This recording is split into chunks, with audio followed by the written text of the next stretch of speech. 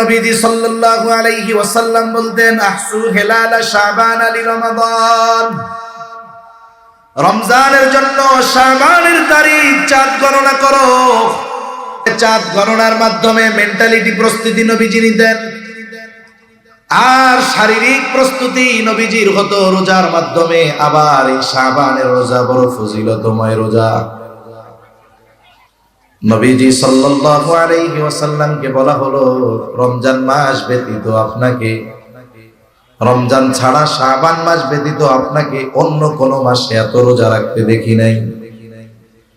তার মানে শাবান মাসে নবীজি রমজান ছাড়া সবচাইতে বেশি রোজা রাখতেন।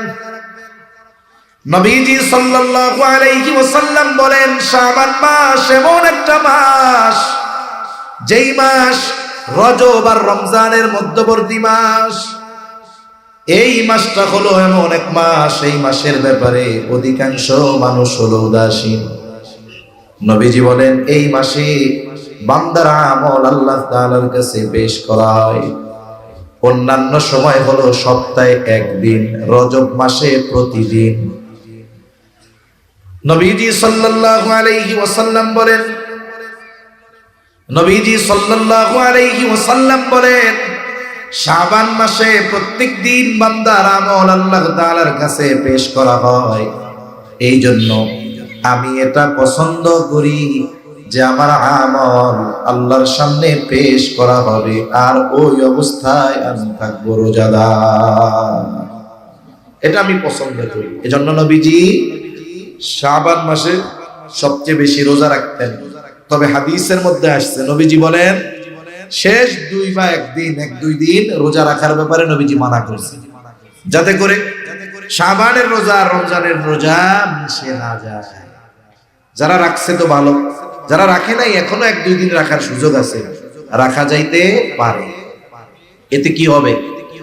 রমজান মাস শুরু হইলে দেখবেন কিছু মানুষ সারা বছর রোজা রাখে না, কিন্তু আলহামদুলিল্লাহ রমজানে রাখে, আছে না নাই? কিন্তু এই রমজান মাসে গিয়া কি হয়, যোহরের নামাজের পরে মসজিদের মধ্যে শুইয়া পড়ে, গড়াগড়ি মারে। একবার এই পাড়ে যায় মসজিদের, আর একবার ওই পাড়ে যায়। এটা মনে হয় আপনাদের এলাকায় হয় না? এখন একজনে জিজ্ঞাসা করে, কি হয়েছে তোমার? বলে, আমারে রোজায় ধরছে। রোজার কি হাত পাও আছে? কেমনে ধরলো? রোজায় ধরছে মানে সারা বছর তো এক অভ্যাসে জীবন চালাইছি, রোজার মাসে ব্যতিক্রম। এখন কি হয় বলে, এখন ওই রোজার মাসে ওই সময় তার কষ্ট হয় রোজা রাখতে। কারণ চিকিৎসা বিজ্ঞান বলে, মানুষ দৈনন্দিন যেই সময়ে আহার গ্রহণ করে ঠিক ওই সময়ে পাকস্থলী হা করে। আমাদের ক্ষুধা লাগার কারণ কি? আপনি সকাল 9টায় নাস্তা করছেন, যোহরের পরে দুপুরের খাবার খান, এশার পরে রাতের খাবার খান, দেখবেন ঠিক 2টার সময় খিদা লাগছে। ওই সময় যদি আপনি খানা না খান 3টা, 3:30, 4টা পর্যন্ত, আর দেখবেন খিদা নষ্ট হয়ে যায়, আর খিদা লাগে না, আর লাগে গিয়া ওই রাত 8টার সময়। কেন? পাকস্থলী কিছু সময় হা করে থাইকা বুঝে আজকে আর আমারে খাওয়ান দিব না, এবার মুখ বন্ধ করে তারপরে ক্ষুধাটা চলে যায়। সারা বছর এক অভ্যাস। রোজার মাসে সাহারির সময় খাওয়া হইল, মোটামুটি এটা দিয়া সকাল বেলায় পাকস্থলীরে বোঝানো গেল, কিন্তু দুপুর 2টার সময় তো ও যোহরের পরে হা করে, খাওন তো দেওয়া হয় না। এখন 4, 5, 6 দিন এই জন্য শুরুতে মানুষের রোজা রাখতে কষ্ট হয়, রোজার সাথে অ্যাডজাস্ট হইতে কষ্ট হয়। 6-7 দিন যখন দুপুরে খাবার দেওয়া হয় না, পাকস্থলী মুখ বন্ধ করে বসে থাকে, ওই টাইমে আর খোলে না। ও বুঝে আমারে তাইলে এখন থেকে ওই সুবহে সাদিকের আগে আর মাগরিবের নামাজের পরে খাওয়ান দিবে, ঠিক এই 2 টাইমে খিদা লাগে।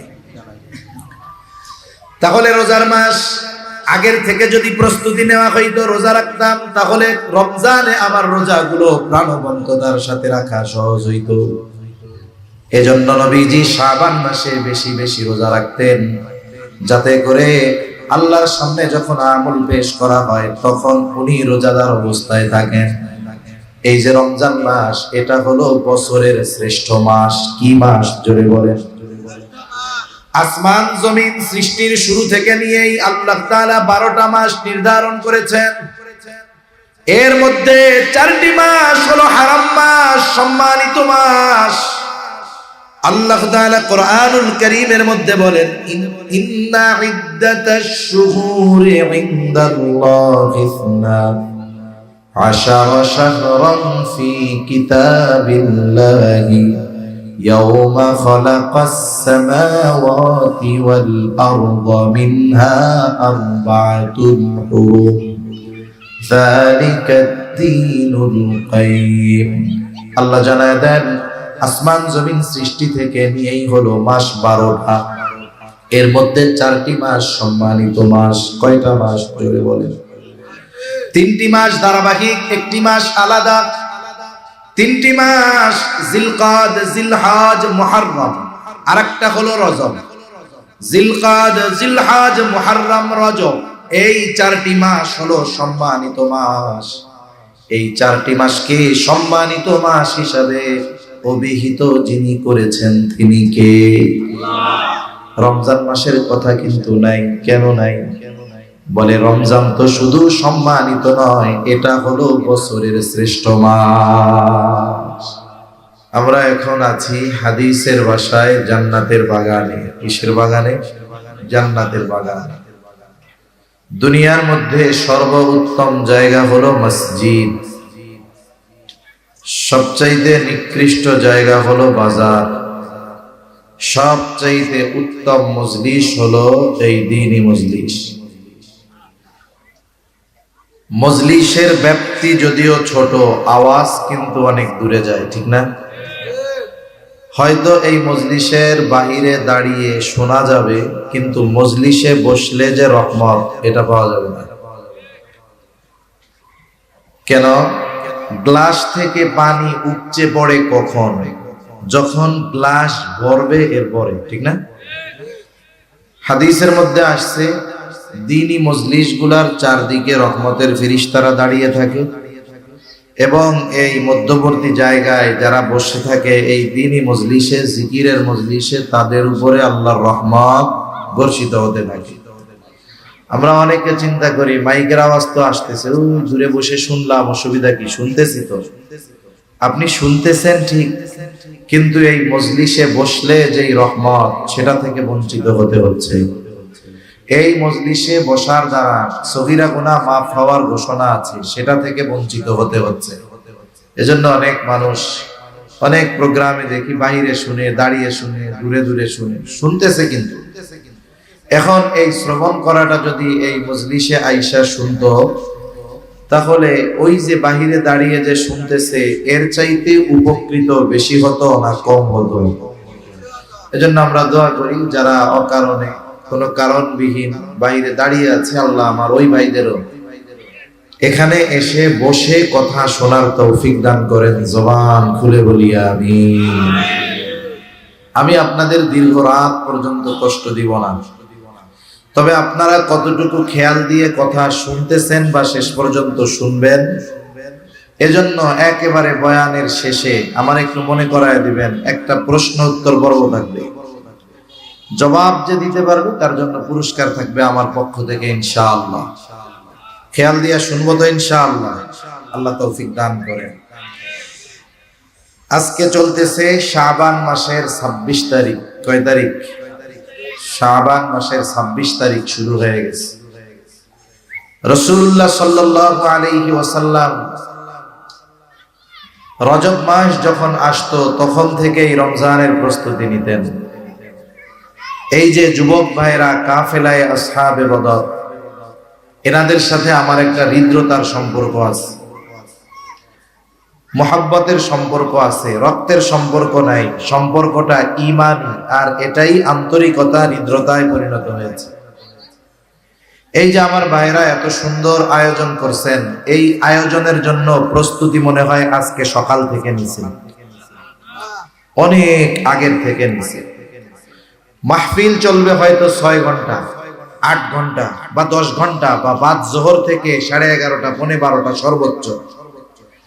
কিন্তু এই 7-8 ঘন্টার জন্য প্রস্তুতি ঠিক, আয়োজন ঠিক, কিন্তু প্রস্তুতি 2-3 মাস ধরে নেওয়া লাগছে, ঠিক না?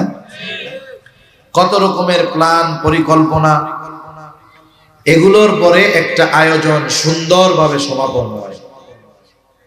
এজন্য আমরা অনেকে চিন্তা করি রোজার মাস শুরু হবে, রোজা রাখা শুরু করে দিব, হয়ে গেল। আপনি রোজা রাখতে পারবেন ঠিক, কিন্তু আগের থেকে যদি প্রস্তুতি নেওয়া হয়, যেভাবে আপনি এই রমজান মাস অতিবাহিত করতে পারবেন, আমরা পারবো। প্রস্তুতি নিলে এটা যেমন সুন্দর হবে, আগের থেকে প্রস্তুতি না নিলে ওই রকম সুন্দর হবে। এজন্য রজব মাস যখন আসতো, আমার আপনার নবী তখন থেকেই রমজানের প্রস্তুতি শুরু করতেন। যে কোনো জিনিস সুন্দরভাবে সমাপনের জন্য শুধু আসবাব হলেই হয় না, আল্লাহর তৌফিক দরকার হয়। ঠিক কিনা বলেন? মনে করেন এত সুন্দর আয়োজন হয়েছে, আল্লাহ যদি তৌফিক না দিত সম্ভব হতো না। এত সুন্দর আয়োজন, আল্লাহ যদি বৃষ্টি নামায়া দিতেন তাহলে আয়োজনটাকে পরিপূর্ণ করা সম্ভব হতো না। তবে সব কিছুর নিয়ন্ত্রণ হাতে কার? আল্লাহ।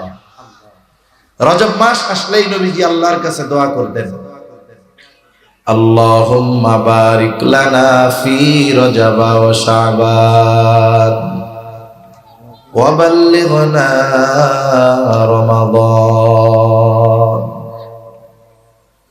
নবীজি সাল্লাল্লাহু আলাইহি ওয়াসাল্লাম যখনই রজব মাস আসতো, নবীজি দোয়া করতেন, আল্লাহ আপনি আমাদেরকে রজব শাবানের বরকত দান করেন, রমজান পর্যন্ত আমাদের পৌঁছায়া দেন।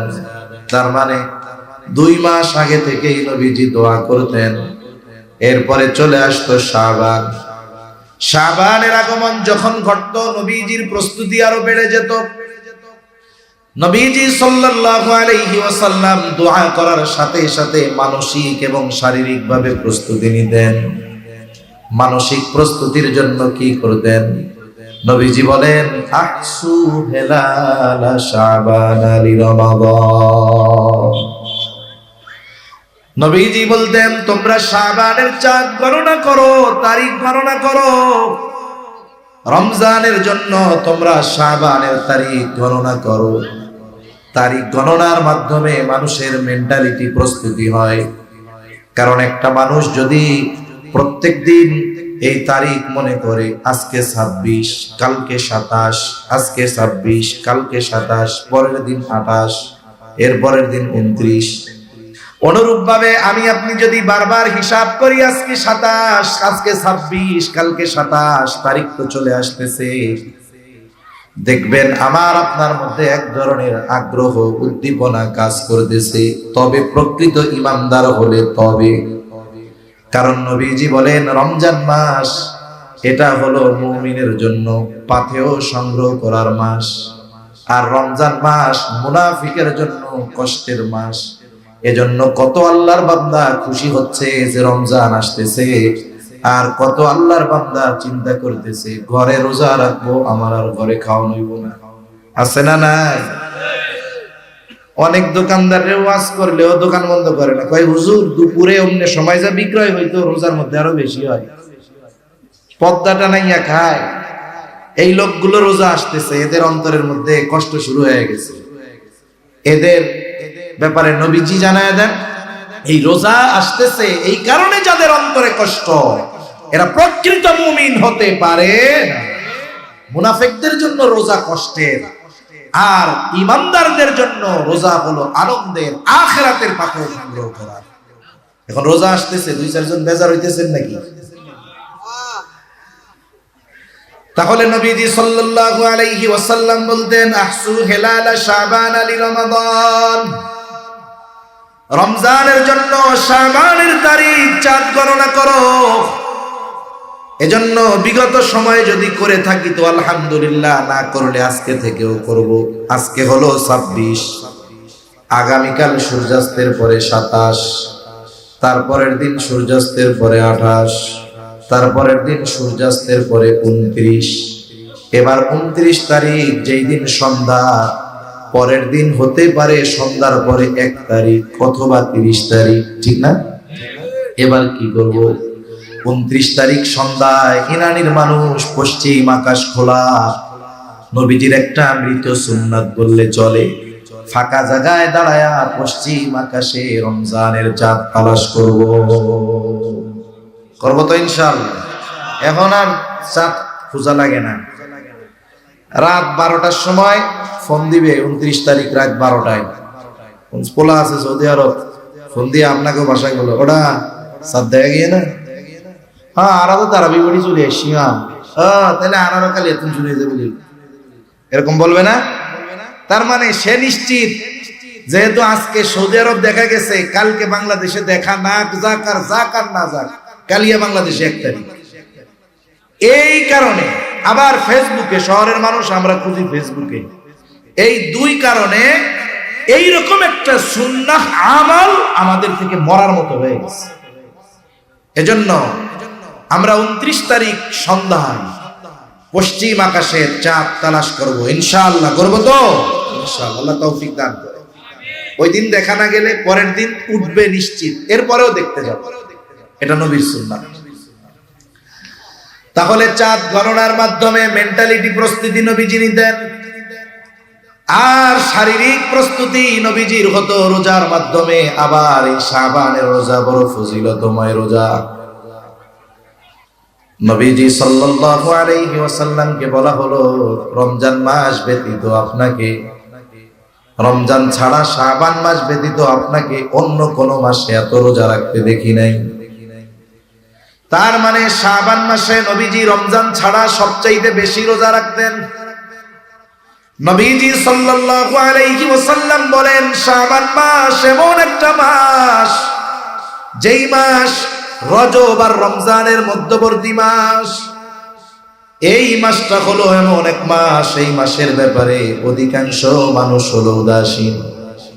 নবীজি বলেন, এই মাসে বান্দার আমল আল্লাহ তাআলার কাছে পেশ করা হয়। অন্যান্য সময় হলো সপ্তাহে 1 দিন, রজব মাসে প্রতিদিন। নবীজি সাল্লাল্লাহু আলাইহি ওয়াসাল্লাম বলেন, নবীজি সাল্লাল্লাহু আলাইহি ওয়াসাল্লাম বলেন, শাবান মাসে প্রত্যেক দিন বান্দার আমল আল্লাহ তাআলার কাছে পেশ করা হয়। এই জন্য আমি এটা পছন্দ করি যে আমার আমল আল্লাহর সামনে পেশ করা হবে, আর ওই অবস্থায় আমি থাকবো রোজাদার। এটা আমি পছন্দ করি। এজন্য নবীজি শাবান মাসে সবচেয়ে বেশি রোজা রাখতেন। তবে হাদিসের মধ্যে আসছে, নবীজি বলেন শেষ 2 বা 1-2 দিন রোজা রাখার ব্যাপারে নবীজি মানা করেছেন, যাতে করে শাবানের রোজা রমজানের রোজা মিশে না যায়। যারা রাখছে তো ভালো, যারা রাখে নাই এখনো 1-2 দিন রাখার সুযোগ আছে, রাখা যাইতে পারে। এতে কি হবে? রমজান মাস শুরু হইলে দেখবেন কিছু মানুষ সারা বছর রোজা রাখে না, কিন্তু আলহামদুলিল্লাহ রমজানে রাখে, আছে না নাই?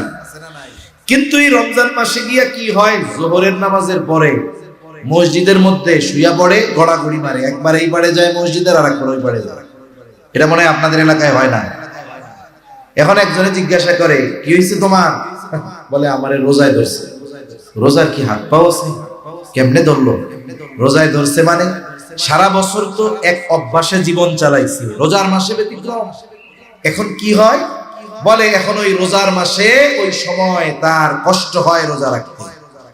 কারণ চিকিৎসা বিজ্ঞান বলে, মানুষ দৈনন্দিন যেই সময়ে আহার গ্রহণ করে ঠিক ওই সময়ে পাকস্থলী হা করে। আমাদের ক্ষুধা লাগার কারণ কি? আপনি সকাল 9টায় নাস্তা করছেন, জোহরের পরে দুপুরের খাবার খান, এশার পরে রাতের খাবার খান, দেখবেন ঠিক 2টার সময় খিদা লাগছে। ওই সময় যদি আপনি খানা না খান 3টা, 3:30, 4টা পর্যন্ত, আর দেখবেন খিদা নষ্ট হয়ে যায়, আর খিদা লাগে না, আর লাগে গিয়া ওই রাত 8টার সময়। কেন? পাকস্থলী কিছু সময় হা করে থাইকা বুঝে আজকে আর আমারে খাওয়ান দিব না, এবার মুখ বন্ধ করে তারপরে ক্ষুধাটা চলে যায়। সারা বছর এক অভ্যাস। রোজার মাসে সাহারির সময় খাওয়া হইল, মোটামুটি এটা দিয়া সকাল বেলায় পাকস্থলীরে বোঝানো গেল, কিন্তু দুপুর 2টার সময় তো ও জোহরের পরে হা করে, খাওন তো দেওয়া হয় না। এখন 4, 5, 6 দিন এই জন্য শুরুতে মানুষের রোজা রাখতে কষ্ট হয়, রোজার সাথে অ্যাডজাস্ট হইতে কষ্ট হয়। 6-7 দিন যখন দুপুরে খাবার দেওয়া হয় না, পাকস্থলীর মুখ বন্ধ করে বসে থাকে, ওই টাইমে আর খোলে না। ও বুঝে আমারে তাইলে এখন থেকে ওই সুবহে সাদিকের আগে আর মাগরিবের নামাজের পরে খাওয়ান দিবে, ঠিক এই 2 টাইমে খিদা লাগে। তাহলে রোজার মাস আগের থেকে যদি প্রস্তুতি নেওয়া হইতো, রোজা রাখতাম, তাহলে রমজানে আমার রোজাগুলো প্রাণবন্ততার সাথে রাখা সহজ হইতো। এজন্য নবীজি শাবান মাসে বেশি বেশি রোজা রাখতেন, যাতে করে আল্লাহর সামনে যখন আমল পেশ করা হয় তখন উনি রোজাদার অবস্থায় থাকেন।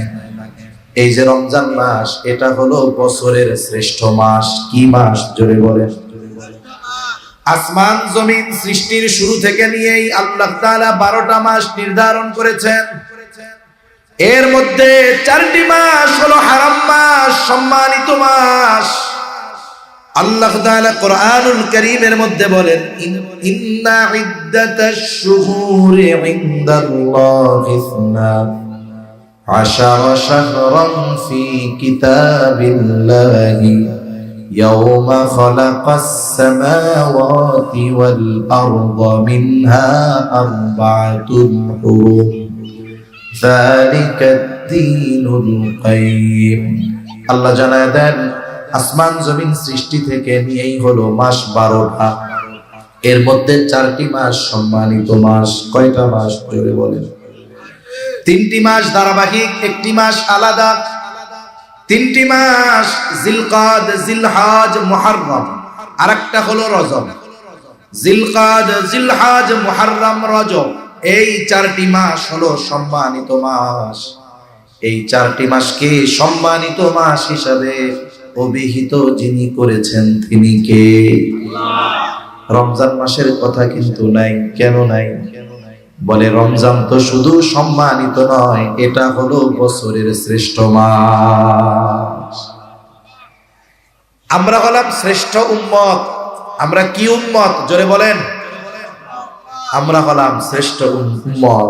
কুনতুম খায়রা উম্মাহ উখরিজাত লিন-নাস তা'মুরুনা বিল মা'রুফ ওয়া তানহাউনা আনিল মুনকার। যাই হোক, আমরা শ্রেষ্ঠ উম্মত। আল্লাহ তাআলা আমাদেরকেও গুরুত্বপূর্ণ 5টি শ্রেষ্ঠ জিনিস দান করেছে। কয়টি শ্রেষ্ঠ জিনিস? 5টি। ঘুমাসতেছে নাকি? তাকবীর দেই, নারায়ে তাকবীর। আওয়াজ হয় নাই, এই আওয়াজে চলবে না। নারায়ে তাকবীর। এই তো মাশাআল্লাহ, মোটামুটি হইছে। আল্লাহ তাআলা আমাদেরকে শ্রেষ্ঠ 5টা জিনিস দান করছে। কয়টা জিনিস? 1 নাম্বার আমাদেরকে দান করেছে সাইয়্যিদুল আম্বিয়া, নবীদের সরদার, শ্রেষ্ঠ নবী আল্লাহ আমাদের দান করেছে। আমরা শ্রেষ্ঠ নবীর উম্মত, আমরা পেয়েছি শ্রেষ্ঠ নবী। 2 নাম্বার সাইয়্যিদুল কুতুব, আমাদেরকে আল্লাহ দান করেছেন শ্রেষ্ঠ কিতাব। সুবহানাল্লাহ বলেন। আমরা পেয়েছি সাইয়্যিদুশ শুহুর, শ্রেষ্ঠ মাস। তাহলে 1 নাম্বার পেয়েছি শ্রেষ্ঠ নবী, 2 নাম্বার শ্রেষ্ঠ কিতাব, 3 নাম্বার শ্রেষ্ঠ মাস। আমরা পেয়েছি সাইয়্যিদুল লায়াল, শ্রেষ্ঠ রজনী। আমরা পেয়েছি শ্রেষ্ঠ রাত। কোনটা শ্রেষ্ঠ রাত? লাইলাতুল কদর। সুবহানাল্লাহ। আমরা পেয়েছি শ্রেষ্ঠ দিন। শ্রেষ্ঠ দিন হলো জুমার দিন আর 2 ঈদের দিন। শ্রেষ্ঠ দিন জুমার দিন আর 2 ঈদের দিন। এই 5টি শ্রেষ্ঠ জিনিস আমরা পেয়েছি আর হয়েছি শ্রেষ্ঠ উম্মত। সুবহানাল্লাহ বলেন। তাহলে শ্রেষ্ঠ উম্মত হওয়ার অন্যতম এক কারণ, আমরা পেয়েছি শ্রেষ্ঠ নবী, সাথে সাথে শ্রেষ্ঠ মাস। এই যে কয়েকদিন পরেই আগমন ঘটবে সেই শ্রেষ্ঠ মাসে, হয়তো মার্চের 1 তারিখ সন্ধ্যা থেকে শুরু হবে, অথবা 2 তারিখ নিশ্চিত শ্রেষ্ঠ মাস। এখন উম্মত শ্রেষ্ঠ হইল এইগুলা পেয়ে, আর এই মাস কেন শ্রেষ্ঠ হলো এটাও আমরা জানবো ইনশাআল্লাহ। আমরা শ্রেষ্ঠ উম্মত হইছি কয়টি শ্রেষ্ঠ জিনিস পাওয়ার কারণে। এর মধ্যে একটি হলো শ্রেষ্ঠ মাস পাইছি, রমজান মাস। এখন এই রমজান মাস কেন শ্রেষ্ঠ হলো, কোন কোন কারণে, আমরা কয়েকটা কারণ জানবো ইনশাআল্লাহ। কারণ দেখুন, একটা জিনিস সম্পর্কে যদি আপনার জানা থাকে, আপনি ওই জিনিসটার কদর করবেন, মূল্যায়ন করবেন। যদি না জানা থাকে, কদর করবে না। ছোট বাচ্চা, মনে করেন 3 বছর বয়স, এর হাতে আপনি যদি একটা চকলেট দেন আর ওই পরিমাণ একটা স্বর্ণের টুকরা দেন, ও কোনটা নিবে বলেন তো? ও স্বর্ণ 2 কামড় মেরে তো ওইটা শক্ত, খাওয়া যাইতে না। তার মানে ওই 1 লাখ টাকার স্বর্ণের চাইতে ওর কাছে 1 টাকার চকলেটের দাম বেশি। কেন? বলে ও তো স্বর্ণ কি জিনিস এটা জানে না, এই জন্য ওইটা সে নিবে না। আমরা যখন কোনো বিষয়ের শুনি তখন এই জিনিসটার কদর মূল্য আমার আপনার কাছে অনেক। আর যদি না জানি তাহলে আমাদের আফসোস করা ছাড়া আর কোনো পথ নাই। মুরব্বীরা গল্প বলতেন, আমিও মাঝে মধ্যে দুই এক জায়গায় বলি গল্প, আর কি শিক্ষণীয় বিষয়। গল্প তো গল্পই, কিন্তু গল্প থেকে শিক্ষাটা গ্রহণ করতে হয়। এজন্য আমরা যদি আমাদের এই দ্বীন ইসলাম, আল্লাহ তাআলার হুকুম আহকামের পরিচয় যথাযথভাবে না জানি তাহলে মূল্যায়ন করতে পারবো না। হায় হায় আফসোস করলে কোনো কাজ হবে না। যাই হোক, গল্পর দরকার নেই, মূল আলোচনার দিকে যাই। তাহলে দেখুন, আল্লাহ তাআলা আমাদের দান করেছেন শ্রেষ্ঠ মাস। কি মাস দান করেছে? শ্রেষ্ঠ মাস। কেন শ্রেষ্ঠ মাস রমজান? এক নাম্বার শ্রেষ্ঠত্বের কারণ, আল্লাহ তাআলা এই মাসে রোজা ফরজ করেছে। কি ফরজ করেছে জোরে বলেন? আল্লাহ রাব্বুল আলামিন এই মাসে রোজা ফরজ করেছে। আল্লাহ তাআলা বলেন, শাহরু রমাদানাল্লাযী উনজিলা ফীহিল কুরআন হুদাল লিন-নাসি ওয়া বাইয়িনাতিন মিনাল হুদা ওয়াল ফুরকান ফামান শাহিদা মিনকুমুশ শাহরা ফালইয়াসুম। আল্লাহ তাআলা জানায় দেন, শাহরু রমাদান, রমজান মাস, এই মাসে আল্লাহ কোরআন নাযিল করেছেন। কোরআন হলো সত্য মিথ্যার মধ্যে পার্থক্যকারী, মানুষের জন্য হেদায়েত। আল্লাহ তাআলা বলেন, যে এই মাস পাবে সে যেন এই মাসে রোজা রাখে। ফামান শাহিদা মিনকুমুশ শাহরা ফালইয়াসুম। আল্লাহ তাআলা বলেন, যে এই রমজান মাস পাবে সে যেন রোজা রাখে। কে রোজা রাখবে? বলে বালেগ হয়েছে, যে নারী হোক পুরুষ হোক, প্রাপ্তা বয়স্কা যে রোজা রাখবে। দ্বীনের খাতিরে কিছু কথা না বললেই নয়। আপনাদের এই ইরানি রোড থেকে যখন বাক নিয়ে আপনাদের রোডে ঢোকা হয়, ওই জায়গায় একটা হোটেল হইতেছে, কি জানি নাম, ওই যে কোনায়, হ্যাঁ, ড্রিম হলিডে। ওর সামনে একটা ব্যানার লাগানো আছে, লেখা 18 বছরের আগে সবাই শিশু। পড়ছেন কে কে? কে কে পড়ছেন? একটু হাত উঁচা করেন তো। দেখছেন ওই জায়গায় যে বোর্ড লাগানো আছে? আচ্ছা, তার মানে আপনারা আমার মতো পচা লোক না, আপনারা আল্লাহর বান্দা, নিচের দিকে তাকাইয়া চলেন, বোঝা গেছে। আর আমি মনে হয় ডাইনে বামে এরকম তাকাই, এর লেগে আমার চোখে পড়ছে এটা। আমি ছবিও একটা তুলে নিচ্ছি মোবাইল, কারণ এটা নিয়ে আমার একটা লেখা দিতে হবে। 18 বছরের আগে সবাই শিশু। ইসলাম কি এই কথা বলে? জোরে বলেন, ইসলাম এটা বলে? এটা বলার দ্বারা কি হলো? রাষ্ট্রীয়ভাবে এর অবৈধ কর্মকাণ্ডকে বৈধতা দেওয়া হয়ে গেল। আপনি খোঁজ নেন আশেপাশে যত অকারেন্স করে, এগুলো সব 18 বছরের পর। কেরানীগঞ্জে পিস্তল ঢাকায় দিনের বেলা ব্যাংক ডাকাতি করছে, 15-16 বছর বয়স, শাস্তি নাই কেন?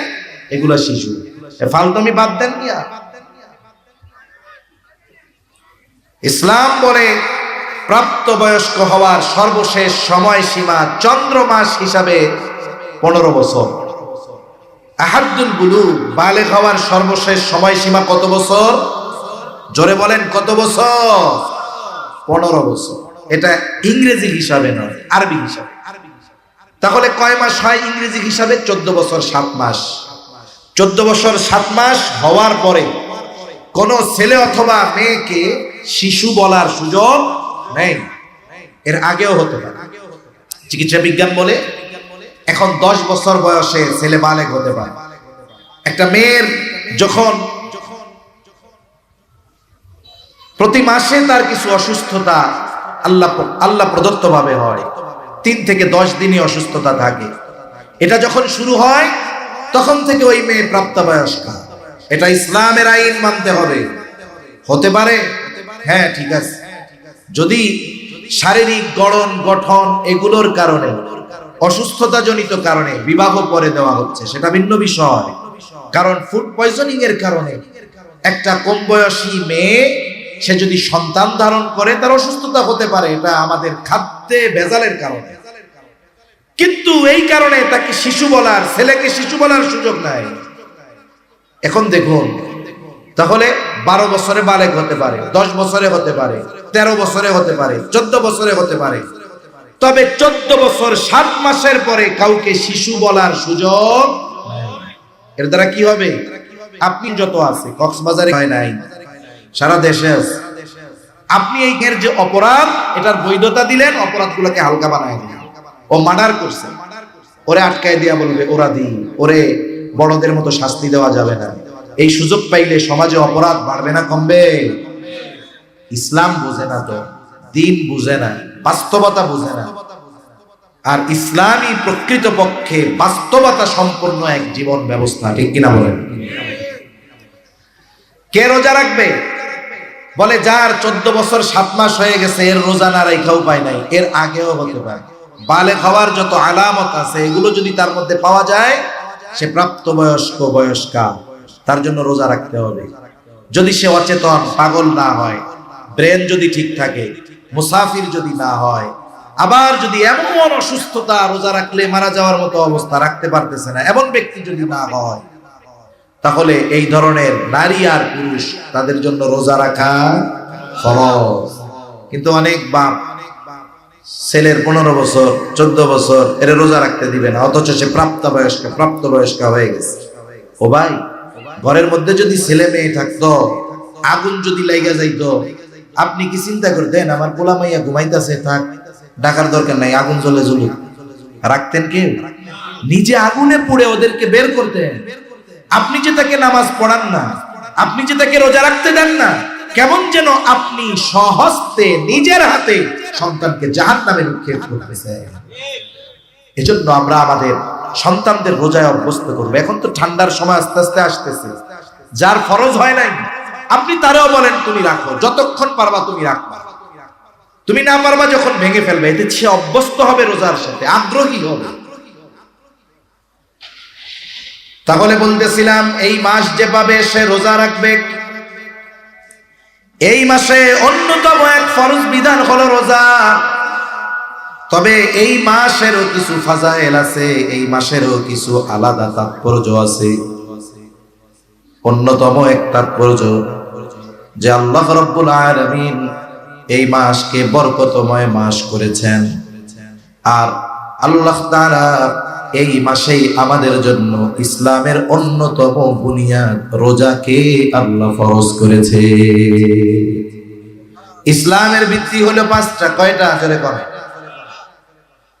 বুনিয়াল ইসলামু আলা খামস, শাহাদাতি আল্লা ইলাহা ইল্লাল্লাহ ওয়া আন্না মুহাম্মাদার রাসূলুল্লাহ ওয়া ইকামিস সালাতি ওয়া ইতাইজ যাকাত ওয়াল হজ্জি ওয়া সাওমি রমাদান।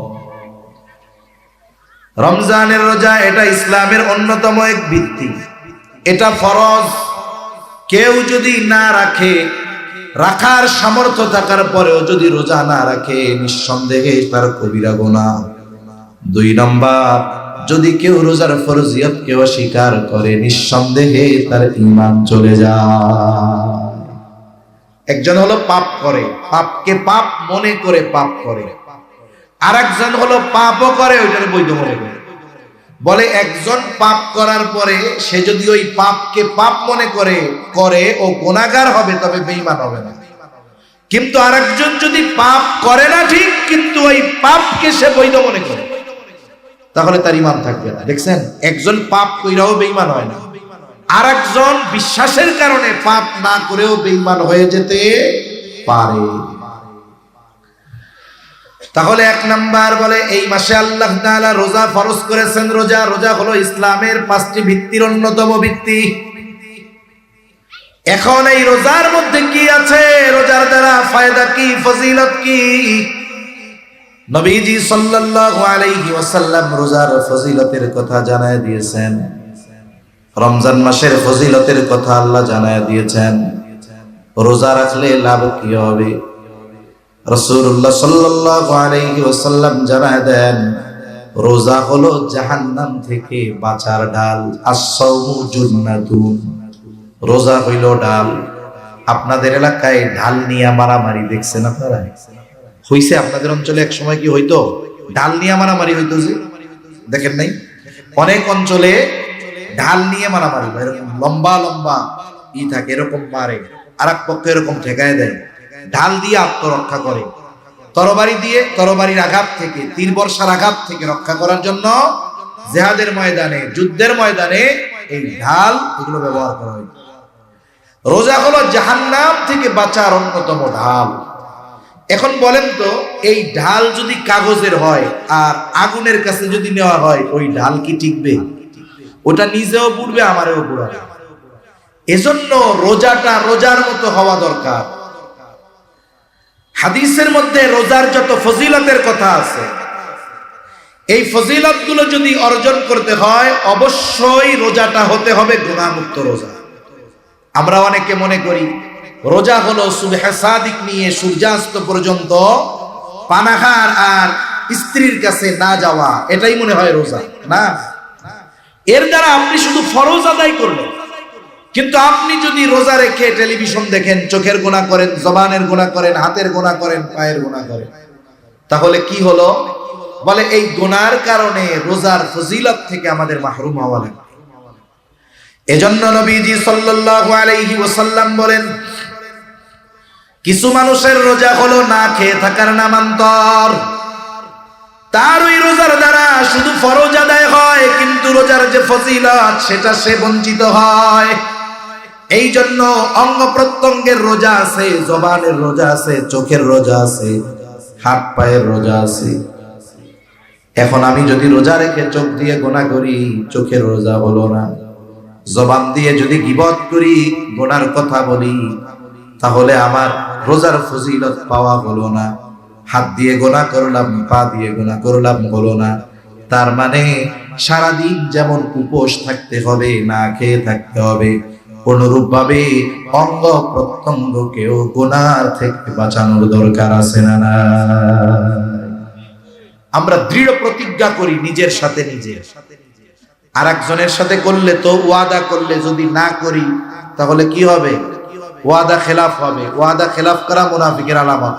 সেই জন্য আমি কোনো সময়, খুব কম সময় মানুষদেরকে হাত উঁচু করে ওয়াদা করাই, কারণ এই ওয়াদা এই জায়গায় আবেগে করে, বাইরে গিয়া একটু পরে লোহা পিটাইলে লোহা একটা কথা কয়। কি কয় জানেন? কয় যেই সেই। আপনি এখানে আমার সাথে ওয়াদা করলেন, আপনি যদি বাইরে গিয়ে ওই কাজটা করেন, তাহলে ওয়াদা খেলাফকারী হতে হবে। এজন্য আমি বলি, আপনি নিজের সাথে নিজে ওয়াদা করেন যে আমার নফসকে আমি জিততে দিব না, শয়তানকে জিততে দিব না। আমাদের এবারের রোজা হবে গুনাহ মুক্ত রোজা। করেন ইনশাআল্লাহ। আল্লাহ তৌফিক দান করেন, বলি আমিন। আমার মা বোনদেরও খেয়াল করতে হবে, রোজার মাসে বিয়ান্নে রান্না নাই, দুপুরে রান্না নাই। এখন 3 মহিলা 3 বোন এক জায়গায় হয়েছে।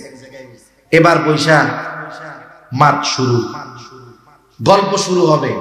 আস্তে আস্তে ওই গল্পটা গীবতের মজলিসে পরিণত হয়ে যাবে, ঠিক কি না?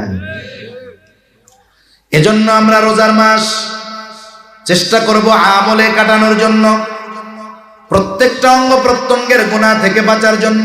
দেখুন হাদিসের মধ্যে আসছে, জেনা শুধু একজন নারী পুরুষ গোপনে মিলিত হওয়া এটা নয়, এটাও তো জেনা। তবে নবীজি জানায় দেন, চোখের জেনা দেখা, হাতের জেনা ধরা, জবানের জেনা বলা, পায়ের জেনা চলা। তার মানে প্রত্যেকটা অঙ্গ প্রত্যঙ্গের আলাদা আলাদা পাপ আছে। তাহলে না খেয়ে থাকা যেমন রোজা, অনুরূপ ভাবে গুনাহ মুক্ত রোজা যদি অতিবাহিত হয়, ওই রোজা আমার আপনার জাহান্নাম থেকে বাঁচার ঢাল হয়ে যাবে। ওই রোজা কিয়ামতের দিন আবার আপনার জন্য সুপারিশ করবে।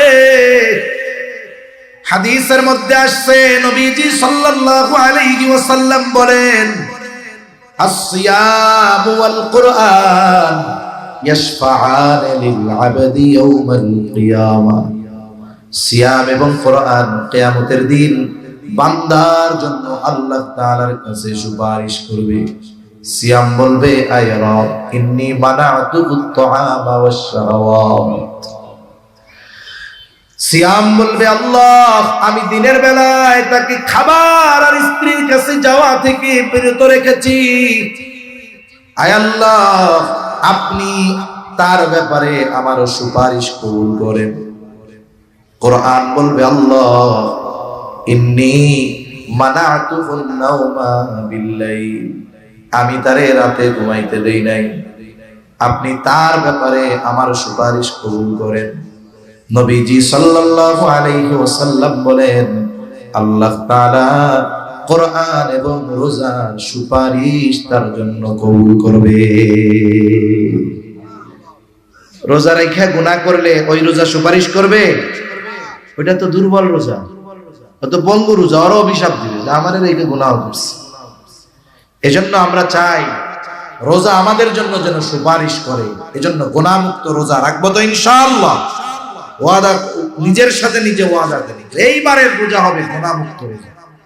ফেসবুক, মোবাইল, ইউটিউব সব বাদ, আল্লাহর জন্য এই একটা মাস আমরা সময় দিব।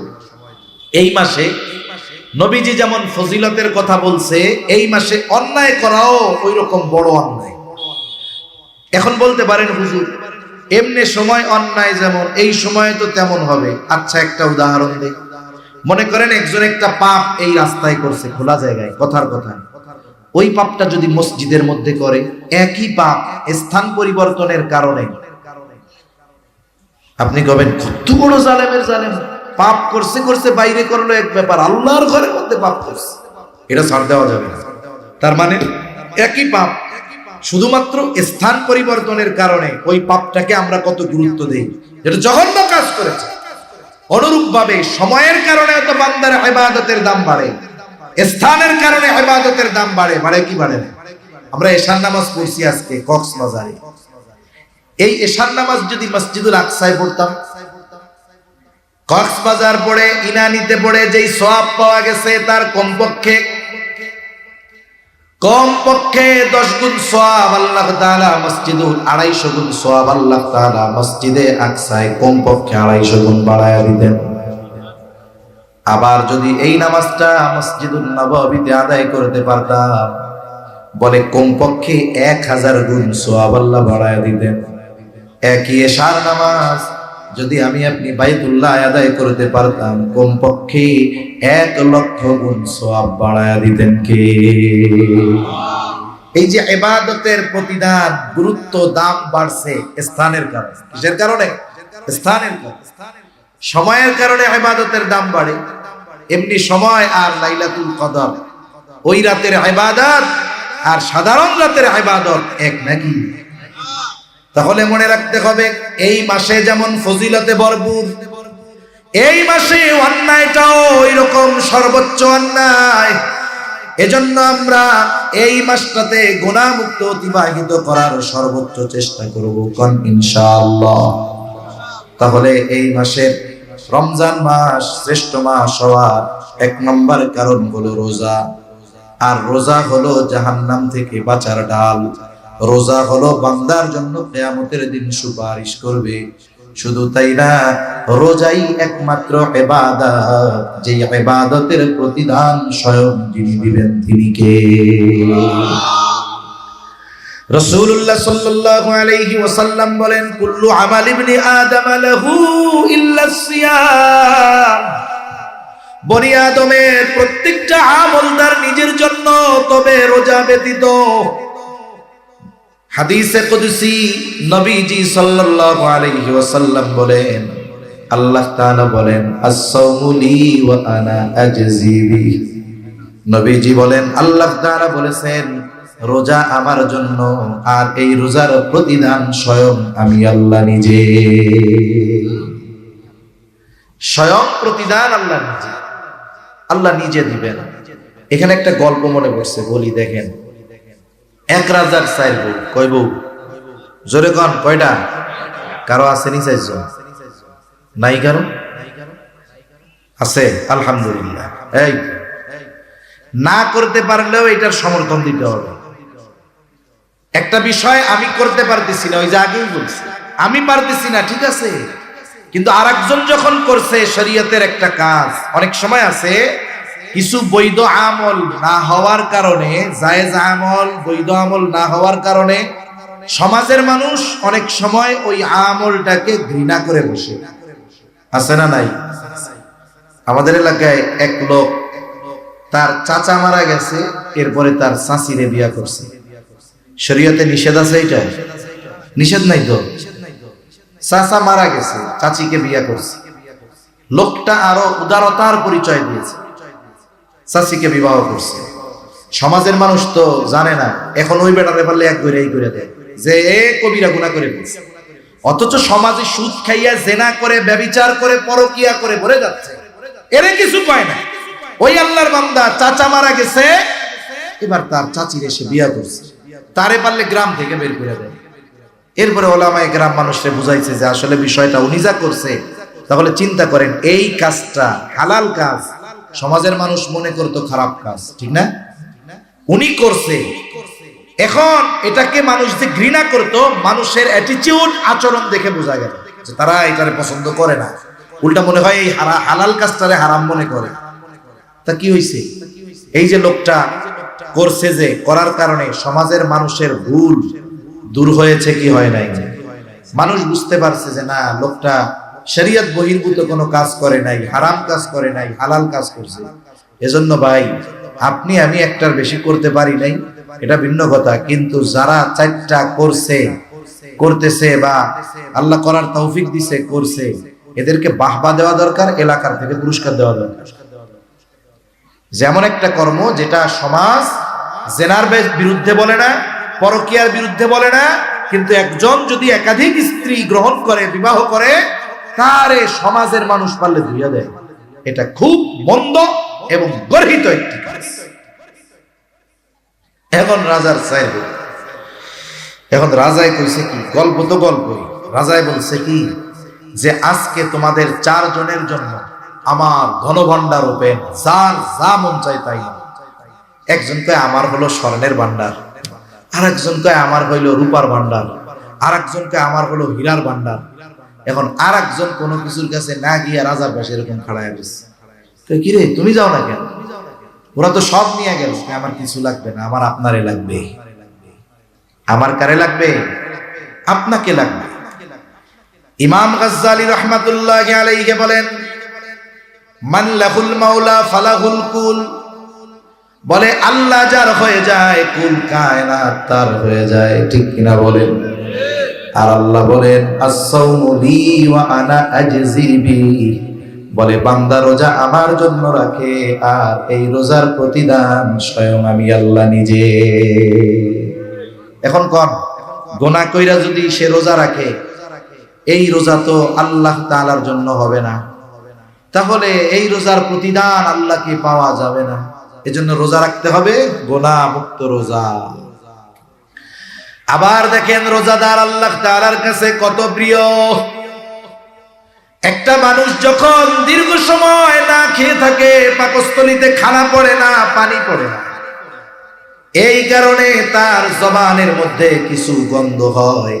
যেমন আপনি যদি একটা ঘর পরিষ্কার পরিচ্ছন্ন করে আটকায়া রাইখা চলে যান, অনেক সময় সফরের সুবাদে আমরা রেস্টুরেন্টে উঠি, হোটেলে উঠি, পরিষ্কার পরিচ্ছন্ন করে রাখছে, কোনো ময়লা নাই, কিন্তু রুমে যখন ঢোকা হয় একটা গন্ধ লাগে, কি লাগে না? এটা কেন? বলে ওইখানে কেউ বসতি করে না, থাকে না, খালি ঘর, এজন্য একটা গন্ধ হয়। রোজাদার যখন দীর্ঘ সময় অনাহারে থাকে, বলে ওই পাকস্থলী শুকনা থাকে, এই জন্য একটা গন্ধ আসে মুখ দিয়া। মেসওয়াক না করার গন্ধ না, কারণ মেসওয়াক না করার গন্ধ ভিন্ন, আর পাকস্থলী থেকে আসা ওই গন্ধটা ভিন্ন। এটা শুধুমাত্র রোজার জন্য হয়। এজন্য রোজা রেখে মিসওয়াক করতে কোনো অসুবিধা নাই, তবে পেস্ট দিয়ে ব্রাশ করা এটা মাকরুহ কাজ হতে পারে, স্বাদ গলার মধ্যে চলে যাবে, রোজা নষ্ট হয়ে যাবে। এখন বলেন তো, আল্লাহ তাআলার কাছে রোজাদারের মুখের গন্ধটা আল্লাহর কাছে প্রিয়। এখন যদি ওই রোজাদার রোজা রেখে গীবত করে, গীবত, তার মুখ দিয়ে রোজার রাখার গন্ধ বের হবে না, বরং তার মুখ দিয়ে মরা ভাইয়ের গোশত খাওয়ার গন্ধ বের হবে। নবীজি বলেন লাখুলুফু ফাবিস-সাইমি আতয়াবু ইনদাল্লাহি তাআলা মির রিহিল মিস্ক। নবীজি সাল্লাল্লাহু আলাইহি ওয়াসাল্লাম বলেন, এই যে রোজাদার রোজা রাখার কারণে তার জবান দিয়ে, গাল দিয়ে যেই গন্ধ বের হয়, এটা আল্লাহ তাআলার কাছে মেশক আম্বরের গন্ধের চাইতেও বেশি প্রিয়। এখন আমার মুখের এই গন্ধ আল্লাহর কাছে প্রিয় হবে কখন? যখন আমার জবানটা গুনাহমুক্ত থাকবে। তা না হলে আমি যদি গুনাহ করি, গীবত করি, মরা ভাইয়ের গোশত আমার দাঁতের ভাগে ভাগে লেগে থাকবে। এজন্য ওই প্রতিদান যদি চাই, গুনাহমুক্ত রোজার দরকার আছে না নাই? জোরে বলেন আছে না নাই? রাসূলুল্লাহ সাল্লাল্লাহু আলাইহি ওয়াসাল্লাম বলেন, রোজাদার যে রোজা রাখার মাধ্যমে তৃষ্ণার্ত থাকে, গ্রীষ্মকালীন রোজা রাখে, তৃষ্ণায় বুকের ছাতি ফেটে যায়, এরপরেও ডুব দিয়া পানি খায় না, গোসলখানায় পানি খায় না, ঘরের মধ্যে একা, ফ্রিজে ঠান্ডা পানি, বুকটা ফেটে যায়, তবু একটু পানি খায় না। অনেক সময় মানুষ দেখবেন বেনামাজি, ও যদি রোজা থাকে, ও লুকায়া লুকায়া পানি খায় না। বেনামাজিও যদি রোজা রাখে, ও কিন্তু লুকাইয়া পানি খায় না, কেউ দেখবে না, এরপরে ও খায় না। এই জায়গায় রোজার একটা রহস্য, যে বান্দা যাই করুক, রোজাটা আল্লাহর জন্যই রাখে। নামাজ মানুষকে দেখানোর জন্য পড়তে পারে, দান মানুষকে দেখানোর জন্য করতে পারে, বলে রোজা আল্লাহর জন্যই করে। যদি না করতো, তাইলে তৃষ্ণা লাগলে লুকায়া লুকায়া পানি পান করতো, কিন্তু কেউ তো দেখে নাই, সবাই কইবো আমি রোজা রাখছি। রাসূলুল্লাহ সাল্লাল্লাহু আলাইহি ওয়াসাল্লাম বলেন, আল্লাহর জন্য যে তৃষ্ণার্ত থাকলো, তার মানে গ্রীষ্মকালে রোজা রাখলো, তৃষ্ণা লেগেছে, পানি পান করে নাই, কিয়ামতের দিন আল্লাহ তাআলা ওই ব্যক্তিকে পানি পান করাবে। যেই দিন সূর্য কাছে থাকবে, জমিনটা তামার মতো হয়ে যাবে, পানি পানি বলে মানুষ চিৎকার করবে, ওই দিন আল্লাহ তাআলা এই বান্দাদের পানি পান করাবে। কিন্তু যে গুনাহ সহ রোজা করছে, তার শুধু ফরজ আদায় হবে, কিন্তু কাজ হবে না। একজন পরীক্ষা দিছে, কয়েকজন পরীক্ষা দিছে, ম্যাট্রিক পরীক্ষার রেজাল্ট দিছে। একজন জিজ্ঞাসা করে, তুমি কি হইছে রেজাল্ট? পাস করছি। আরেকজন পাস করছি, আরেকজন পাস করছি। এখন জিজ্ঞাসা করে, পাস যে করলা, কোন গ্রেড পাইছো, কত পাইছো? 33 পাইলেও পাস, 90 পাইলেও পাস, ঠিক না? এখন একজন কয়, পাইছি ভাই 33। কত ভাইয়া পাস করছে? আরেকজন পাইছে A+, আরেকজন কি পেয়েছে? বলেন তো, এখন জিজ্ঞাসা করার পরে কেউ যদি বলে আমি 33 পাইয়া পাস করছি, ওরে জবাবে বলবে, তোমারে পাস করতে কইছিল কেডা? ফেল করাই ভালো আছিল, ঠিক না? তার মানে দেখেন, ও কিন্তু পাস, কিন্তু ওই পাশের কথাও মানুষের সামনে বলতে সে লজ্জা পায়। আরেকজন পাস করছে A+ পাইয়া, ও গর্বের সাথে বলে A+ পেয়েছি। এজন্য রোজাদারও ওই কোয়ালিটির হয়। একটা হয় হলো পাস, ওর জন্য আর কোনো ফ্যাসিলিটি নাই, ও কোনো ইউনিভার্সিটিতে ভর্তি হইতে পারবে না, ওর জন্য কোনো বৃত্তি নাই, ওর জন্য কোনো সম্মাননা নাই, ওর জন্য কিছুই নাই, খালি একখান কাগজ পাইব 33 লেখা। ওই পাস দিয়া ও কোমুখী কোনো চাকরিতে অ্যাপ্লাইও করতে পারবে না, কিন্তু পাস। তার মানে যে রোজা রাখলো কিন্তু গোনা টোনা সব করছে, সারাদিন পানাহার থেকে বিরত থাকছে, স্ত্রীর কাছে যায় নাই, বলে ও হলো 33 পাইয়া পাস করছে, কিন্তু ফ্যাসিলিটি পাবে না। যে A+ পাইছে, সে বুয়েটে চান্স নিতে পারবে, সে মেডিকেলে চান্স নিতে পারবে, সে বিদেশে স্কলারশিপের জন্য আবেদন করতে পারবে, বাংলাদেশ থেকে অনেকে তাকে ওই বৃত্তি দিবে, সে অনেক জায়গায় তার রেজাল্টের কারণে তার ভর্তি পড়ালেখা ফ্রি দিবে, ঠিক কিনা বলে? তাহলে পাস সবাই করবে, কিন্তু সবাই তো ফ্যাসিলিটি পাবে না। এখন কোন আমরা কি 33 পাওয়া পাস হব না A+ পাওয়া? তাইলে গুনাহ ছাড়তে হবে, রোজা হবে গুনাহ মুক্ত করে ইনশাআল্লাহ। তাহলে দেখেন রোজাদারের ফজিলত কি, আরো রোজাদারের স্পেশালিটি কি? ওয়াসাল্লাম বলেন, ইন্না ফিল জান্নাতি বাবান ইউকালু লাহুর রায়্যান, জান্নাতের একটা দরজা আছে, ওই দরজার নাম হলো রায়্যান। অনেক সময় অনেক সেমিনার হলে আমরা গেছি, এক হলের মধ্যেই সবাই ঢুকবে, কিন্তু দরজার মধ্যে লেখা থাকে general guest, VIP guest, VVIP guest, আবার কার্ডেও লেখা থাকে। এখন বলেন তো, জেনারেল গেস্ট যদি ভিভিআইপি গেস্টের দরজা দিয়ে ঢুকতে যায়, বাগের মিয়া কোথেকে আইছেন আপনি? ওই গেট দিয়ে ঢুকে নাম পাবলিক কোন জায়গায় এই জায়গায় আছে। আর ওই ভিভিআইপি যে তার গেট, ওই জায়গায় কত রকমের সংবর্ধনা, সে যাবে ফুলের তোড়া দিয়ে অভিবাদন জানাবে, এরপরে বসবে, তাকে অভিবাদন জানিয়ে লাল গালিচা সংবর্ধনা দিয়ে এরপরে চেয়ারে এনে বসাইবে, ঠিক কিনা বলে? ডুববে সবাই একই হলে, কিন্তু সবার কি সম্মান সেম হবে? বলে রোজাদারের জন্য জান্নাতের একটা স্পেশাল দরজা আছে, সেই দরজার নাম হলো রাইয়ান। ওই দরজা দিয়ে শুধুমাত্র রোজাদারেরা প্রবেশ করতে পারবে। ওই দরজা থেকে ফেরেশতারা আহ্বান করবে, ফাআইনাস সাইমুন, কোথায় রোজাদারেরা, এদিক দিয়ে আসেন। শুধুমাত্র রোজাদারেরা ঢুকবে, তারা ব্যতীত একটা মানুষকেও আল্লাহ তাআলা ওই দরজা দিয়ে ঢুকতে দিবে না। এটা রোজাদারদের জন্য স্পেশালিটি। তাহলে কথা অনেক লম্বা হয়ে যাচ্ছে। শ্রেষ্ঠ মাস কেন? বলে এক নাম্বার কারণ এই মাসে আল্লাহ তাআলা রোজা ফরজ করেছে। কি ফরজ করেছে? আরো জোরে, কি ফরজ করেছে? ঘুমাসতেছে নাকি? আরেকটা তাকবীর হবে, নারায়ে তাকবীর, নারায়ে তাকবীর। এই সময় কিন্তু মাহফিল মজা, শীতও নাই গরমও নাই, আরামও লাগে, ঘুমও আসে, ঠিক না? তাহলে রমজান মাস শ্রেষ্ঠ হওয়ার এক নম্বর কারণ হলো রোজা আল্লাহ ফরজ করেছেন। রোজার কিছু ফাজাইল আমরা জানলাম। দুই নাম্বার কারণ রমজান মাস শ্রেষ্ঠ কেন? বলে এই মাসেই আল্লাহ তাআলা কুরআনুল কারীম নাযিল করেছে। আল্লাহ তাআলা বলেন, শাহরু রমাদান আল্লাযী উনজিলা ফীহিল কুরআন। আল্লাহ তাআলা বলেন রমজান মাস, এই মাসে আল্লাহ নাজিল করেছেন কোরআন। মাস হলো রমজান, আল্লাহ নাজিল করেছে কোরআন। মাস রমজান, নাজিল করেছে কি? জোরে বলেন কি? এই কোরআন আল্লাহ তাআলা বলেন হুদাল লিন্নাস, গোটা মানব জাতির জন্য এই কোরআন হলো হিদায়াত। আবার আল্লাহ এক জায়গায় বললেন হুদাল লিল মুত্তাকিন, মুত্তাকিনদের জন্য হিদায়াত। বলে হ্যাঁ, মানুষের জন্য হেদায়াত। বলে একজন বেঈমানও যদি এই কোরআন দিল দিয়ে অনুধাবন করে, তিলাওয়াত করে, বোঝার চেষ্টা করে, সে ঈমানওয়ালা হয়ে যাবে, ঠিক কিনা বলে? আর যদি ঈমানদার কোরআন তিলাওয়াতের সাথে সাথে এই কোরআন অনুযায়ী জীবন সাজায়, সে জান্নাত পর্যন্ত পৌঁছায়া যাবে।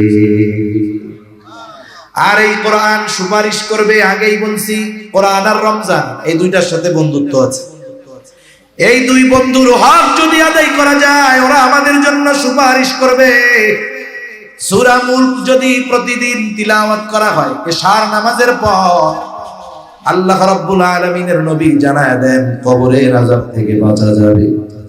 কোরআন তিলাওয়াত করে আল্লাহর বান্দা সূরা আলে ইমরান, বাকারা বলে দুই সূরা দুই দিক দিয়ে দাঁড়াবে। একজন দাঁড়াবে মাথার কাছে, আরেকজন পায়ের কাছে।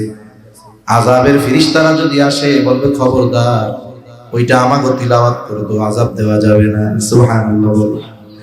সূরা ওয়াকিয়া যদি তিলাওয়াত করে মাগরিবের পরে, বলে আল্লাহ তাআলা তাকে রিজিক সংকীর্ণতার মুখোমুখি করবে না। সুবহানাল্লাহ।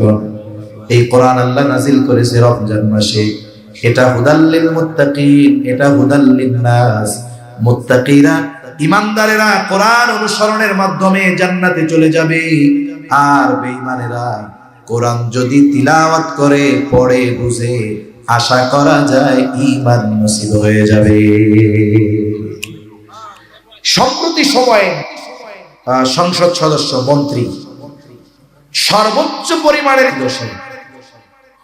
ইসলাম নিয়ে, কোরআন নিয়ে তার বিশদাগারের কোনো অভাব ছিল না। এখন একটা জিনিস আপনি যদি ভালোভাবে জানেন, তাইলেই না ওইটার সমালোচনা করতে পারবেন। ওই লোক চিন্তা করছে মুসলমানগো আরো ভালো মতো ধরার দরকার। এই নিয়তে আল্লাহর বান্দা আরবি ভাষাও শিখছে, কারণ শুধু অনুবাদ পড়ে কোরআনের অর্থ বোঝা যায়, কিন্তু হৃদয় দিয়ে অনুধাবন করা যায় না। এজন্য একজন আলেমের কোরআন তিলাওয়াত আর একজন আওয়ামের কোরআন তিলাওয়াত সেম না। কারণ আলেম তো শুধু পড়ে আর অর্থ বুঝে তা না, কোরআনের গভীরতা সে বুঝে। এজন্য তার মজা ভিন্ন রকম। আর আওয়াম মানুষ মনে করে শুধুমাত্র সওয়াব পাওয়ার আশায় করে, কিন্তু সে তো কোরআনের ওই গভীর সমুদ্র থেকে মুক্তা অন্বেষণ করে। আলেমের তিলাওয়াত আর আওয়ামের তিলাওয়াতের জন্যই তো তফাৎ। এখন ওই ব্যক্তি আরবি ভাষা না শিখলে আপনি যে ভাষা শিখবেন না সেই ভাষার গভীরতা আপনি অনুধাবন করতে পারবেন। যেমন 2 দিন আগে গেছি টেকনাফে, এখন আমারে কইছে টাইউন চিনন না, টাইউন কারে কয় ওনারা চিনন না, টমেটো ইবে যদি আড়ারে জিগে আড়া করতে পারুম না বাজি। আমি কিন্তু চিটাঙ্গে ভাষা শিখে গেছি, ওয়াজও শুনি মাঝে মধ্যে, আব্দুল্লাহ আল মারুফ ভাইটা শুনি। এখন চিন্তা করতেছি এরপরের থেকে চিটাঙ্গে ভাষায় ওয়াজ করা লাগবে।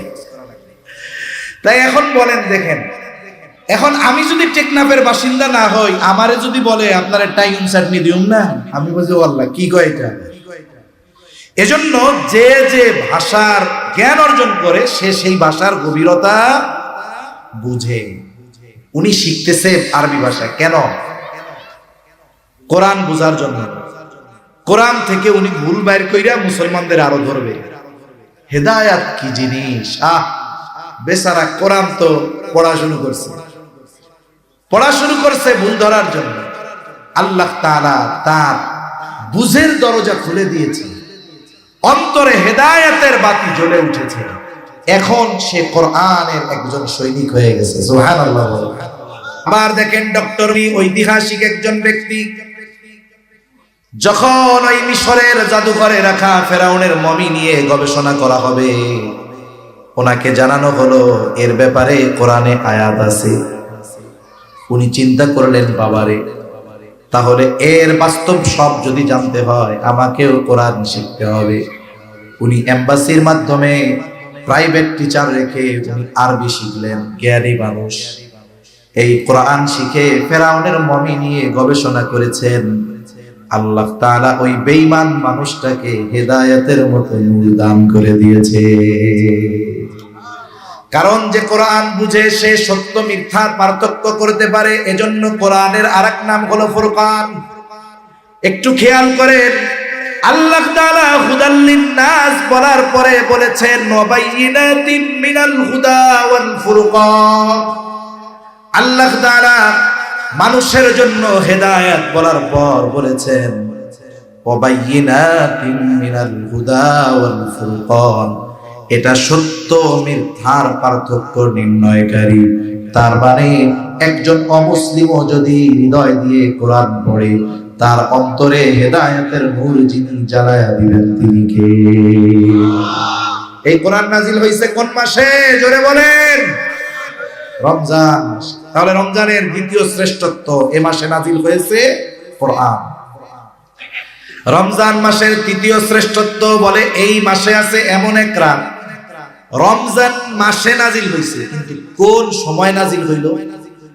আল্লাহ তাআলা বলেন ইন্না আনজালনাহু ফি লাইলাতিল কদর ওয়া মা আদরাকা মা লাইলাতুল কদর লাইলাতুল কদরি খায়রুম মিন আলফি শাহর।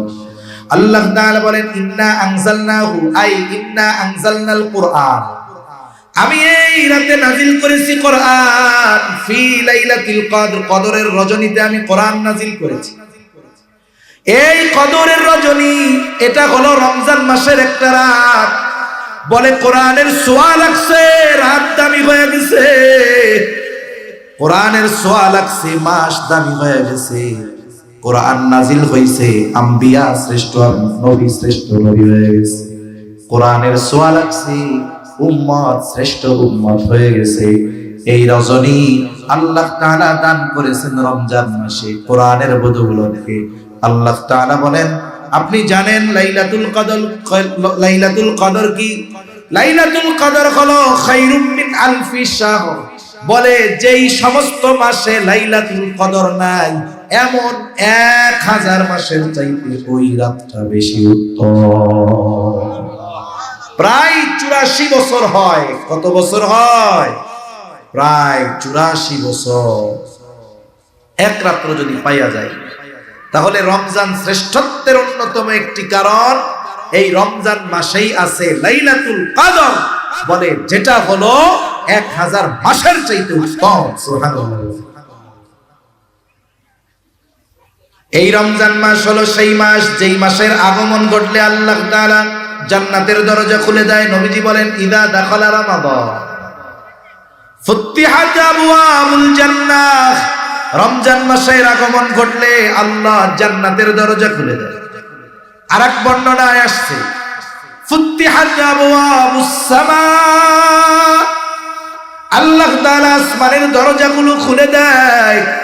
আরেক বর্ণনায় আসছে ফুতিহাত আবওয়াবুর রহমাত, আল্লাহ তাআলা রহমতের দরজাগুলো খুলে দেয়। ওয়া গুলিকাত আবওয়াবুন নার, আল্লাহ তাআলা এই মাসে জাহান্নামের দরজাগুলো বন্ধ করে দেয়। সাথে সাথে ওয়াল সুলসিলাতিশ শায়াতিন, এই মাসে আল্লাহ তাআলা শয়তানকে শিকল দ্বারা বন্দী করে দেয়। এই মাস হলো রমজান মাস। তাহলে আসেন রমজানের শ্রেষ্ঠত্ব কেন? 7টা কারণ বলছি। 1 নাম্বার, এই মাসে আল্লাহ রোজা ফরজ করেছেন। 2 নাম্বার, বলে এই মাসে আল্লাহ কোরআন নাজিল করেছেন। বলে 3 নাম্বার, বলে এই মাসেই আছে লাইলাতুল কদর। 4 নাম্বার, এই মাসে জান্নাতের দরজা আল্লাহ খুলে দেয়। 5 নাম্বার, বলে এই মাসে আল্লাহ তাআলা আসমানের দরজা খুলে দেয়। 6 নাম্বার, বলে এই মাসে আল্লাহ তাআলা রহমতের দরজাগুলো খুলে দেয়। 7 নাম্বার, এই মাসে আল্লাহ তাআলা জাহান্নামের দরজা বন্ধ করে দেয়। 8 নাম্বার, বলে এই মাসে আল্লাহ তাআলা শয়তানকে শিকল দিয়ে আটকায় দেয়। এখন এই শ্রেষ্ঠ মাসে আমাদের কি করণীয়? বলে 1 নম্বরে রোজা রাখতে হবে। কি রাখতে হবে জোরে বলেন? 1 নম্বরে রোজা। 2 নাম্বার তারাবি। কি করতে হবে? তারাবি। কয় রাকাত? 20 রাকাত। কয় রাকাত? 20 রাকাত। এখন আমাদের দেশে 20 রাকাত পড়া মানুষের জন্য কষ্টকর হয়, এর একটা কারণ আছে। কারণ কি হইলো জানেন? আমরা যখন সারাদিন রোজা রাখে অভ্যস্ত, কষ্ট হয় না। এইবার ইফতারের 10 মিনিট আগে ইফতার সামনে নিয়ে বসছে, ও বাজি এই 10 মিনিট আর নো যায়, ঠিক না? এই 10 মিনিটের প্রতি মিনিটকে 1 ঘন্টার মতো লাগে। খালি গড়ির মিতা গায়, কি আজান দেয় না? কি মসজিদে আজান দেয় না? কি হইল? টাইম মাত্র 10 মিনিট, অথচ 14 ঘন্টা না খায়া থাকছে, কোনো সমস্যা নেই। হ্যাঁ, এই 10 মিনিট আর যাইতে চায় না। কেন? আপনি যখন খাবার সামনে নাই, রোজার মাস, পাকস্থলীরে ব্রেন বলতেছে খাওন টাউন সামনে নাই, কইরা লাভ নাই। এখন যখনই ইফতারের সময় খাবার সামনে আসে, চোখ দিয়ে নার্ভে গেল, নার্ভ মুহূর্তের ভিতরে ওই পাকস্থলীরে কই দোস্ত সামনে খাওন আইছে, এবার কইরা উঠে বসে। এখন তো খিদা লাগা শুরু হয়ে গেছে, এই জন্য আর টাইম যায় না। এবার যেই আজান দিছে, আল্লাহ, ওই মাঝে মধ্যে অনেকে মজা করে। গত বছর একটা ভিডিও দেখছি, এখন একজনও ইফতার নিয়ে সামনে বসে গেলে এরকম করছে, পাশের থেকে একজন আয়াতুল কুরসি পড়বে, ও টান দিছে আল্লাহু, এই বসে আজান দিছে, ধুমধাম খাওয়া সারা। মানে ওই টাইমে যদি ভুলে কোনো মতো কানে আল্লাহ শব্দ আসে, আর কেউ দেরি করবে না। অবস্থাটা কি হইল? এখন যখন ক্ষুধাটাও তীব্র হয়েছে, আমরা ইফতারের সময় আনলিমিটেড খেয়ে ফেলি। আর আমাদের দেশের ইফতার মানে হইল ছোলা বুট বাইউন্দি বাজারি, ঠিক না? ছোলা বুট, বেগুনি, পেঁয়াজু, এই সবগুলো হইলো গ্যাস্ট্রিক। খাবেন এতটুক, পেটের মধ্যে যায় এত বড়। এখন খাইলাম পেট বইরা ইফতারের সময়, ধুমসে খাইছে টাইছে। একটা খাবার তার পরিপূর্ণ ক্রিয়া শুরু করে 1.5 থেকে 2 ঘন্টা পরে। এখন ওই সময় খাওয়া হইল, ঠিক তারাবির সময় খাবার পেটের মধ্যে ফুইলা সে এখন এটার পরিপূর্ণ প্রভাব বিস্তার করতেছে, কারণ খাবার পাকস্থলীতে গেছে, পাকস্থলী ওইটারে প্রসেস করছে, এরপরেই না সব জায়গায় এটারে বন্টন করবে। ঠিক বন্টনটা হয় তারাবির সময়। এখন ওই গন্ধ লাগে 20 টাকা তারাবি মরি যায়, বড়া সম্ভব না। এখন কি করে? মসজিদের মধ্যে যায়, ফরজ নামাজটা কোনো মতো পড়িয়া ইমাম সাহেব যখন তারাবি শুরু করে পিছনে বেটি উঠতে দেয়। আমি কি ভুল কথা বলতেছি? হাফেজ সাহেব টান দেয় লাস্টে, মনে করেন একেবারে লাস্টে দান দিবে, ইয়া আইয়ুহাল্লাযীনা আমানু কুতিবা আলাইকুমুস সিয়ামু কামা কুতিবা আলাল্লাযীনা মিন ক্বাবলিকুম, মনে করেন পৃষ্ঠা শেষ হবে এরকম, লাআল্লাকুম তাত্তাকুন। ঘুমছে উঠে আল্লাহু আকবার। এটা কেন হইল? আমি আপনি ইফতারের সময় আনলিমিটেড খাইছি, এই জন্য। আপনি খান, ওই সময়টাতে একটু কম খান। আপনি এটা পরীক্ষা করে দেখবেন, আপনারা ইফতারের সময় একেবারে কম, এক গ্লাস শরবত খাইছেন, 3টা খেজুর খাইছেন, ফল ফলাদি যা আছে এগুলো খাইলেন, সলাবুট তারাবির নামাজ শেষ করে সুন্দর মতো মাখায় খান। কিন্তু আপনি মাগরিবের সময় যে কম খাইলেন, এতে আপনি কাইত হইয়া পড়ে যাবেন। 13 ঘন্টা না খায়া থাকছেন, 14 ঘন্টা, তাহলে আগেই পড়ে যেতেন। এখন আপনি ওই দিন তারাবির নামাজটা পড়েন ইফতার কম খাইয়া, এরপরে আমার কথা মনে করেন যে হুজুর ঠিক কথা কইছে না ভুল কথা কইছে। তাহলে কি হবে? আমরা যদি তারাবিটা উপভোগ করতে চাই, একেবারে একাগ্রতার সাথে পড়তে চাই, ইফতারের সময় ঘাপুস ঘুপুস খাওয়া যাবে না। তেলে ভাজা টাজা খাবার ওইগুলো আমরা পরে খাবো। এরপরে কি কাজ? বলে যেহেতু রমজানের সাথে কোরআনের সম্পর্ক, রমজান হতে হবে কোরআনময় রমজান। কি রমজান হবে বলেন? কোরআনময় রমজান। অনেক মানুষ আছে দীর্ঘদিন নামাজ পড়ে, সূরা ফাতিহার অর্থটাও জানে না, আছে না? অনেক মুসল্লি এরকম আছে। কমপক্ষে কোরআন যারা শুদ্ধ করে পড়তে পারে না, আপনি যদি আপনার ইমাম সাহেবকে বলেন যে ইমাম সাহেব হুজুর, কোরআন শরীফ শুদ্ধ না হইলে তো নামাজ হবে না, নামাজ ভাঙ্গার প্রথম কারণ হলো নামাজে অশুদ্ধ পড়া। তো এক কাজ করেন, আমাদেরকে একটু শুদ্ধভাবে কোরআন শিখাইয়া দেন, আর নামাজের জন্য কমপক্ষে ছোট 10টা সূরা আর সূরা ফাতিহা সহ এই সূরাগুলো একটু শুদ্ধভাবে আমাদের মস্ক করায় দেন, আর কোরআনটা রিডিং শুদ্ধ শিখাইয়া দেন। কোন ইমাম সাহেব বলবে যে আমি পারবো না? বলবে। কিন্তু আমরা শিখতে চাই না। আমরা শিখতে চাই না কেন? কারণ আমরা চিন্তা করি আমি তো ইমাম সাহেবের উপরে গরম দিয়া কথা কই, এখন আমি যে দোয়া কুনুত পারি না, আমার যে সূরা নাস সহি শুদ্ধ নাই, এটা যদি ইমামে জানে আমার ইজ্জত থাকবো? বুঝেন নাই কথা? এখন আপনি আমি লজ্জা করে এগুলো শিখলাম না, কিন্তু এই কেরাত অশুদ্ধর কারণে আমার ইবাদত হলো না, নামাজ হলো না। এখন নামাজ হইল না, আখেরাতে মেহমানদারি ডান্ডার পিঠা আছে না নাই? এখন বলেন আখেরাতে পিটানি খাওয়া ভালো না দুনিয়া একটু লজ্জা পাওয়া ভালো? দুনিয়া একটু লজ্জা পাইলাম ইমামের সামনে, অসুবিধা কি? আমি যদি শিখি লজ্জাকে বাদ দিয়ে, মানুষ লজ্জা বাদ দিয়ে কত আকাম করে, লজ্জা বাদ দিয়ে কোরআন শিখতে আমাদের মন চায়। এখন একটু শিখলাম, এতে কি হলো? আমার ইবাদত গুলো ঠিক মতো হলো। আবার যদি ইমাম সাহেবরে বলি হুজুর এইগুলার অর্থ ব্যাখ্যা আমার একটু জানায় দেন, নিজে নিজেই শুদ্ধভাবে পড়া শিখেন ইমাম সাহেবের কাছে, তাফসিরে মারিফুল কোরআন খুইলা অর্থটা পড়েন, ব্যাখ্যাটা পড়েন।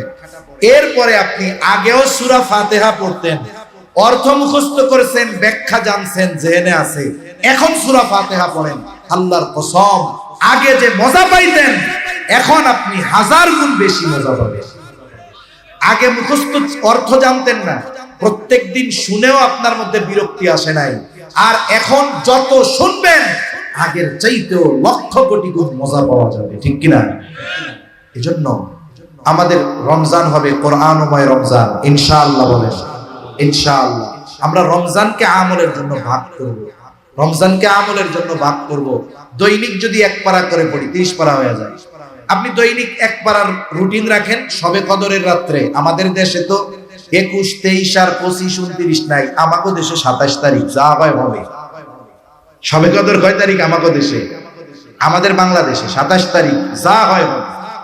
আপনি ধরেনই ওই দিন শবে কদর, ওই দিনের জন্য 2 পারা রাইখা দিয়া প্রত্যেক দিন যদি 20 পৃষ্ঠা পড়েন হেফজ কোরআন শরীফের, 5 ওয়াক্ত নামাজ, নামাজে গেছেন আগেই তো যান, 2 পৃষ্ঠা নামাজের আগে পড়েন, 2 পৃষ্ঠা পরে পড়েন। প্রত্যেক নামাজে যদি 4 পৃষ্ঠা পড়া হয়, 5 ওয়াক্তে কয় পৃষ্ঠা হয়? 20 পৃষ্ঠা। হাফেজি কোরআন শরীফের 1 পারা, এভাবে একবারে হয়ে গেল মাসে একটা খতম, ধীরস্থিরতার সাথে।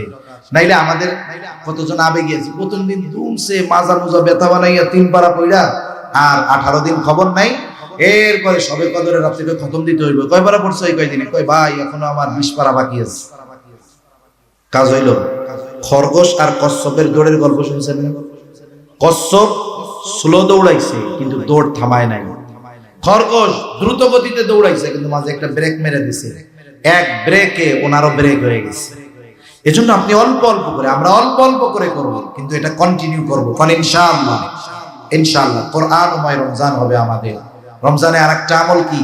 নবীজি এই মাসে সবচাইতে বেশি দান করতেন, আমরা দ্বীনি কাজে এই মাসে বেশি ব্যয় করব তো ইনশাআল্লাহ। আমরা এই মাসে বেশি বেশি দান সাদাকা করব।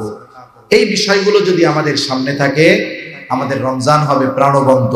আশা করা যায় আল্লাহ যেই জন্য রোজা ফরজ করেছেন, ইয়া আইয়ুহাল্লাযীনা আমানু কুতিবা আলাইকুমুস সিয়াম কামা কুতিবা আলাল লাযীনা মিন ক্বাবলিকুম লাআল্লাকুম তাত্তাকুন। হে ঈমানদারেরা, তোমাদের উপরে রোজা ফরজ করা হয়েছে যেমনি ভাবে তোমাদের পূর্ববর্তীদের উপরে ফরজ করা হয়েছিল।